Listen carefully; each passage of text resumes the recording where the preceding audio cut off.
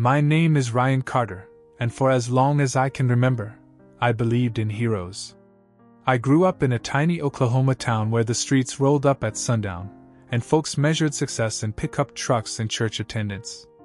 My old man left when I was 9, and my mom worked double shifts at the diner to keep food on the table. I learned early that nothing comes easy and that a man's word ought to mean something. When recruiters came to my high school, wearing crisp uniforms and big smiles, I swallowed every word they fed me. The army would make me a man. It would give me purpose, discipline, and brotherhood. They painted this picture of honor and loyalty, of soldiers standing shoulder to shoulder, ready to sacrifice for one another. I believed every bit of it. By the time I was 20, I'd married my college sweetheart, Emily. She was the kind of woman who made strangers stare. Blonde hair like silk, blue eyes that glowed when she laughed, and a figure that seemed carved by an artist. She was a mix of beauty and brains, able to quote poetry 1 minute and talk football stats the next. We'd been dating since my sophomore year. I was the shy ROTC kid, and she was the cheerleader who somehow thought I was interesting. I felt like the luckiest man alive. The day we got married, she wore a simple white dress and daisies in her hair. We exchanged vows under a magnolia tree in her grandma's backyard, and when she whispered, "Forever," I believed her. 2 months later, I shipped out for basic training. I went through it all: infantry school, airborne school, ranger training. Every certificate felt like a piece of armor I was building around myself, a badge of who I wanted to become. My dream was to join the Special Forces. I wanted to be part of the best. But the Army had other plans. Instead, they shipped me off to Germany for a security detail. It was the kind of assignment nobody brags about, a job so monotonous it could melt your brain. My schedule was brutal: 24 hours on duty, followed by 6 hours of paperwork, then 18 hours off. And that was on a good week. Due to cuts and endless operational demands, it felt like I lived at the compound. Emily came with me to Germany. I'd thought it would be an adventure, a romantic European chapter in our young marriage. But reality hit us fast. While I was working insane hours, Emily was stuck on base, trying to find ways to fill her days. She didn't have job skills beyond a high school diploma, so she spent time at the recreation center, surrounded by young soldiers who seemed eager for any kind of distraction. I'd come home after 30-hour shifts, filthy and dead tired, longing for a shower and sleep. Emily would greet me with a kiss, but there was something shifting in her eyes, a kind of distance I couldn't name back then. We still made love, about twice a week, but even in those moments, exhaustion pulled me under like an undertow. Sometimes, I'd fall asleep while she lay beside me, staring up at the ceiling. That was when Emily started mentioning a name. "Captain Dawson said the economy is going to shift next year. Mark told the funniest story in class today." At first, it sounded harmless. Emily had enrolled in some night classes on base, hoping to start college. I encouraged it. I wanted her to feel fulfilled, to have something that belonged just to her. But every time she talked about this Captain Mark Dawson, her eyes sparkled in a way that made my gut twist. I tried to shake it off. I chalked it up to her being excited about school. But deep down, a voice whispered that I was standing on a dangerous ledge, and one small push could send me over. I tried not to dwell on it. I buried myself in work, convincing myself that Emily loved me, that we were solid, that I was just being paranoid. But in the back of my mind, something felt wrong. And I was about to learn that the real battle wasn't the one I signed up for overseas. It was the one waiting for me in my own home. I should have trusted my instincts sooner. One night, after another grueling shift, I lay in bed pretending to be asleep. Emily slipped under the covers beside me, her hair smelling faintly of lavender. She scrolled through her notebook, whispering phrases under her breath. I caught a few words. "Captain Dawson said," and "Mark thinks." It was like he'd taken up residence in our marriage. A week later, curiosity clawed at me until I couldn't stand it.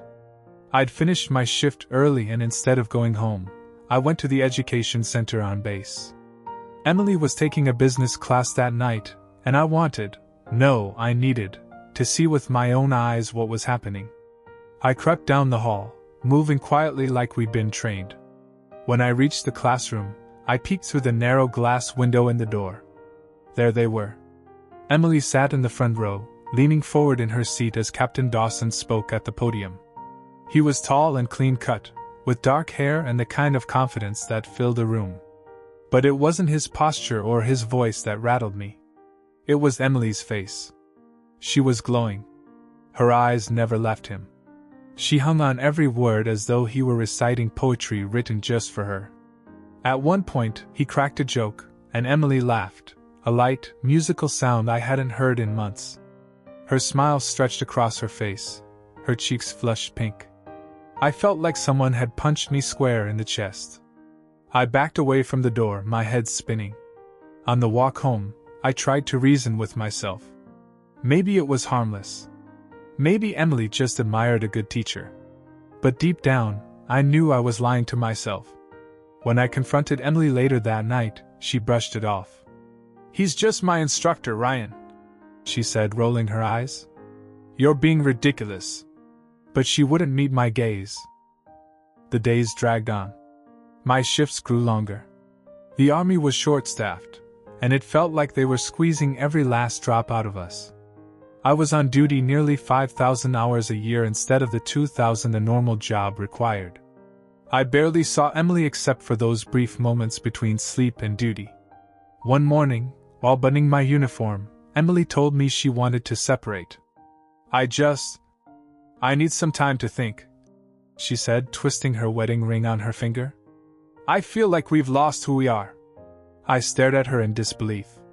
"I'm working my ass off for us, Em," I said. "All I do is think about our future. I thought we were in this together." But she was already crying, her face turned away. I felt like I was standing in the middle of a battlefield without my weapon. Within a week, she packed her things and flew back to the States. She left me in Germany, surrounded by concrete walls, razor wire, and a silence that echoed louder than gunfire. My heart felt shredded. I kept replaying her words over and over. "I just need time." But I knew, even then, that time wasn't the real issue. Captain Mark Dawson was. I just didn't have the proof. And I was too exhausted to keep fighting battles on both fronts. So I signed the legal separation papers. I watched her plane lift off through the terminal window, the sky gray and heavy above it. That night, I returned to my barracks and sat on the edge of my bunk. My wedding ring felt like a shackle around my finger. I thought I'd lost everything. But the worst was still ahead of me. 6 months crawled by after Emily left Germany. I buried myself in work, grinding through endless shifts. My buddies started noticing how hollow I looked. I'd lost weight, my eyes carried dark circles like bruises, and I stopped laughing at their stupid jokes. When my tour ended, I flew home with one goal: to start over. I wanted to find out if Emily and I still had a chance, or if I needed to let her go for good. I arrived stateside feeling like a man emerging from a long winter. I stepped off the plane, scanning the crowd at the airport, and there she was. Emily stood waiting, a hopeful smile trembling on her lips. She looked beautiful, wearing a pale blue dress that fluttered around her knees. For one brief moment, I let myself believe we could fix this. She hugged me like she was afraid to let go. "I miss you, Ryan," she whispered. I wanted to believe her so badly that it hurt. Back at our new duty station, things seemed better. I finally had normal hours, 8-hour shifts instead of those endless 24s. I'd been promoted, and money wasn't so tight. We went out to restaurants, took weekend trips, even started talking about buying a house. Sometimes I'd catch Emily staring at me across the table, eyes soft, as though trying to convince herself we were still in love. I tried to convince myself too. But deep down, something was cracked between us. One sunny afternoon, I finished work early and drove home. I was humming along to the radio, thinking about surprising Emily with takeout from her favorite Thai place. When I stepped into the house, the air felt too quiet. I tossed my keys on the counter and heard the faintest click from upstairs. A second later, the phone rang. Instinct made me pick up the kitchen extension just as Emily answered the upstairs phone. "Hello, Mark," she said. My chest seized so hard it felt like my ribs might snap. I stayed silent, gripping the receiver until my knuckles turned white. Her voice grew softer. "I've missed you too. I can't stop thinking about you." My heart pounded so loudly, I thought she might hear it through the line. Then I heard laughter, low and intimate, coming from the other end. "Captain Mark Dawson," Emily whispered. "I hate that we have to sneak around. I wish I could see you tonight." Mark said something I couldn't quite catch. Emily let out a breathy giggle. And then she said it. "I love you." The words slammed into me like an IED. I hung up so hard the plastic cracked in my hand. I stood there shaking, every muscle in my body tensed for a fight. A minute later, Emily came down the stairs, eyes wide. "Ryan, you're home early?" My voice came out low and ragged. "How long has this been going on?" Her face went pale. Her lips parted, but no words came out. I took a step closer. "Don't lie to me, Emily." "How long?" she finally whispered. "Since Germany." My knees nearly buckled. I grabbed the back of a chair to steady myself. "Why him? What's he got that I don't?" She sniffled, wiping tears from her cheeks. "It's not about sex or anything. He makes me feel like a princess. With you, I feel like I'm married to a pauper." Her words cut me deeper than any blade. I stared at her, as though seeing a stranger. "So all those nights you told me you loved me, you were screwing him?" She didn't answer. She just cried harder. The humiliation burned in my gut. I felt like a fool. A man who'd survived jump school, ranger training, and overseas deployments, destroyed by one woman's betrayal.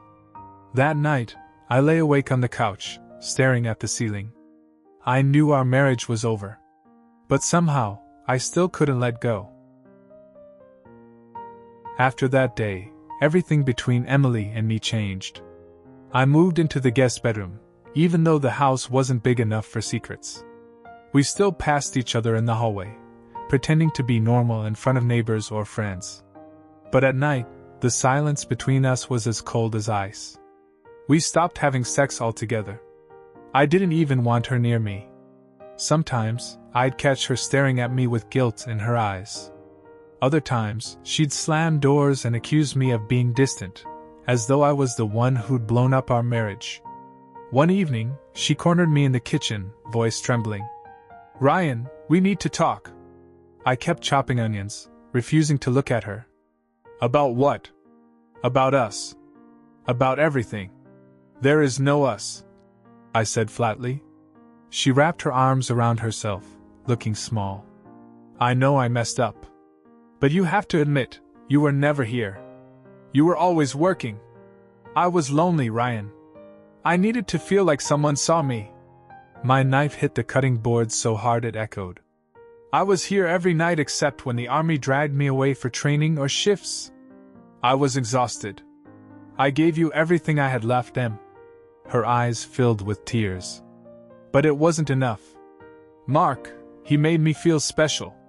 He brought me flowers. Took me out to dinner. He listened to me." A bitter laugh escaped me. "He had time because he wasn't working 24-hour shifts." Emily wiped her nose. "It wasn't just about sex. It was about feeling alive again." I glared at her. "You don't get to justify this. You made choices. While I was busting my ass, you were out sneaking around with Captain Dawson." She lowered her head. "But I came back to you." I stared at her, disgusted. "Yeah. And you kept screwing him. Don't pretend you did me a favor." The conversation ended there. Days turned into weeks. I kept going to work, trying to focus on my duties, but the anger followed me everywhere. It felt like acid in my chest. I was haunted by images of Emily in another man's arms, laughing that sweet laugh that used to be mine. And the worst part? The army still owned me. I couldn't just pick up and leave. I had obligations, contracts, deployments. One night, I caught her coming home late. Her hair was tousled, lipstick smudged. She claimed she'd been out with the girls. I stared at her and said, "If you keep seeing him, I'm going to beat his ass." She froze, clutching her purse tight. "Please don't cause trouble, Ryan." I laughed bitterly. "Trouble? Lady, you caused the trouble." The following week, my orders came down, unaccompanied tour to South Korea. When I told Emily, she burst into tears. Suddenly, she was affectionate again, cooking my favorite meals, trying to snuggle against me in bed. But I couldn't bring myself to touch her. The thought of intimacy made my skin crawl. A few nights before my flight, she climbed into my bed uninvited. I rolled away, refusing her touch. "I'm still your wife," she whispered. "Not anymore," I said. And I meant it. When the day came, she drove me to the airport. She cried the whole ride. But I felt nothing. I hugged her stiffly, then turned and walked toward my gate without looking back. As the plane took off, I stared out the window, feeling like I was leaving behind a life already dead. I thought being thousands of miles away might bring me peace. But I had no idea how much more pain was waiting for me across the ocean. Korea was a blur of gray skies, bitter cold, and the smell of diesel fuel. I settled into my new assignment quickly, grateful for the distraction. The base was stark and functional: concrete barracks, loud generators, the constant drone of choppers overhead. It was a place where men went to disappear from the world for a while. I wrote letters to Emily, trying to keep things civil, though my words felt empty on the page. We exchanged 24 letters that year. Hers were polite, filled with small talk, the weather back home, TV shows, how the dog was doing. But there was a hollowness in her sentences, like someone reading lines from a script. Meanwhile, rumors started floating across the Pacific. One night in the NCO club, a buddy pulled me aside, leaning close so nobody else could hear. "Hey, Carter, you hear about Emily?" My chest tightened. "What about her?" He lowered his voice. "Word is, she's been seen at the officers' club at Fort Bliss. A lot. Hanging on different guys. Dawson. A couple of others. People are talking, man." I felt like the floor dropped out from under me. After that, every mail delivery became a gut punch. I'd see her handwriting on an envelope and wonder whose bed she'd climbed out of before writing it. Halfway through my tour, I became eligible for mid-tour leave. My heart leapt at the idea of going home, maybe confronting her once and for all. So I went to the finance office to book my flight, and that's when the bottom fell out. The clerk looked up from his terminal. "Sir, your savings account is overdrawn. And your credit card is maxed out." I blinked at him. "That's impossible. I haven't spent a dime over here except on ramen noodles and phone cards." He handed me a printout. I stared at the charges: expensive restaurants, shopping sprees, hotels. My pulse roared in my ears. I called home over and over. For 2 straight days, there was no answer. No voicemail. Just endless ringing. The realization hit me like shrapnel: Emily had bled me dry. My leave got cancelled. I went back to my unit, numb and hollow. I started volunteering for every dangerous assignment they'd give me. I figured if the army wanted me dead, they'd have their chance. At least the enemy wore uniforms. At least they didn't smile at you while stabbing you in the back. I earned a few commendations during that period. My commanders called me dedicated. My friends called me crazy. I didn't care. I just wanted the days to go by. The worst part was knowing my paycheck still went home every month, paying for the rent, the car, the utilities. Paying for her life while she betrayed me again and again. Some nights, I lay in my bunk, staring at the stained ceiling tiles, picturing Mark Dawson driving my car, eating my food, and screwing my wife. And all the while, Emily was writing me letters, signing them with little hearts. It felt like torture. By the time my tour ended, I knew exactly what I was going to do. I was done being the fool. I was done bleeding for a woman who never loved me as much as she claimed. When my plane touched down stateside, I stepped onto American soil feeling like a ghost of the man who'd left a year before. My uniform hung looser on my frame. My eyes felt older than my age. But in my chest burned a single, cold certainty. I was filing for divorce the moment I got home. I arrived at our house unannounced. Emily answered the door, eyes widening like a startled deer. She tried to hug me, but I held her off with one hand. "Ryan, you're home early." "I canceled my leave months ago, Em," I said, pushing past her into the living room. The place smelled different. Some unfamiliar cologne lingered in the air. A man's watch sat on the coffee table, not mine. "Whose is that?" I demanded, pointing at it. She swallowed, twisting her hands. "It's a friend's." "A friend's," I repeated flatly. She started crying. "I'm sorry. I'm so sorry." I stared at her, numb. "How many, Emily? How many friends?" She crumpled into a chair, sobbing. "I don't know. I lost count." My stomach turned so violently I thought I'd vomit.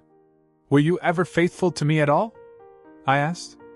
"I tried," she whispered. "I really tried." She confessed everything in a shuddering rush. That it hadn't just been Mark Dawson. That there'd been others, Jeff, Tom, Rick. Officers, enlisted men. Sometimes hookups. Sometimes longer. "I was lonely," she said. "You were always gone. And they made me feel special." "Special?" I barked, my voice rising. "While I was halfway around the world, living in barracks, eating cold chow, and getting shot at?" Tears streamed down her face. "Please, can't we fix it?" "No," I said. "We're past fixing." The final blow came a week later. Emily came back from a doctor's appointment looking pale and frightened. "I need to tell you something," she said. "What?" I snapped. I have an STD. And they think I might have pelvic inflammatory disease." I felt the blood drain from my face. "Are you telling me I risked my life overseas while you were home catching diseases from God knows who?" She tried to reach for me, but I recoiled. "Don't touch me." That night, I packed a duffel bag and checked into the cheapest motel I could find. The next morning, I went straight to JAG and filed for divorce. It should have been simple. But Texas was a no-fault state. Adultery meant nothing legally. I avoided alimony, but the court still ordered me to pay child support for Brittany, the daughter born during our marriage. I tried to protest. I said, "I'm not even sure she's mine." But the judge shook his head. "You were married to her mother. In Texas, that makes you the legal father." Emily had finished college while we were married, and because I'd co-signed her student loans, I was stuck paying them off. And her car payment. It felt like she detonated my entire life, and I was left picking shrapnel out of my skin. So I volunteered for another tour in Korea. At least there, the pain was predictable. At least there, I knew who my enemies were. Years passed. Slowly, the anger cooled, leaving behind scar tissue. Then, one day, I got a letter. It was from Brittany. She was grown now, a young woman. She wrote, "Dad, I want to take my stepfather Rick's last name. He wants to adopt me. Will you agree?" I stared at the page for a long time. Then I wrote back a single word. "Granted." And just like that, my child support ended. Years later, I heard Rick, one of Emily's former lovers, walked Brittany down the aisle at her wedding. I wasn't invited. I can't lie. That still stung. But looking back, I'm glad I walked away. It took me 18 years to escape Emily's orbit. 18 years of betrayal, humiliation, and silent rage. I dreamed about revenge more times than I can count. But no woman is worth jail time, and nothing short of violence would have satisfied that hunger for justice. So I walked away. From the liar. From the thief. From the woman who'd worn my ring while betraying my trust. And I built a new life. One where no one could steal my peace ever again.